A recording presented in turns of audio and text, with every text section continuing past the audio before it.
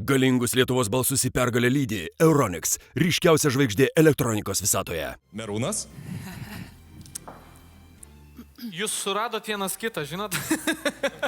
Bet šiaip tai, labai gerai, labai stipriai atrodė, labai. Aš nežinau, kaip prie ekranų žiūrovams, bet mums čia tikrai labai įtikino. Ačiū, labai. Tikrai. Čia buvo vienas sakinys su 3 kableliais, Donatas.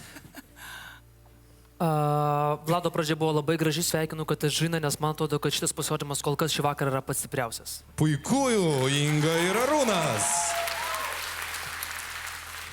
Geriausias jūsų pasirodymas apskritai Lietuvos balse, nes 2 susitikę branduoliai sukėlė tikrą branduolinę roko reakciją. Jėga. Katažina. Na be abejo, sceninė patirtis, tas jausmas viens kitam ir muzikoje, ir gyvenime tas labai jaučiasi. Na ir jūsų stilius, tai kas jums tinka, rokas. Sveikinu, tikrai buvo gera ir žiūrėti jūs, ir klausytis. Buvo puiku, taip. Tikrai sveikinu. Mes irgi sveikiname Gerų Katažiną. pasirodymų.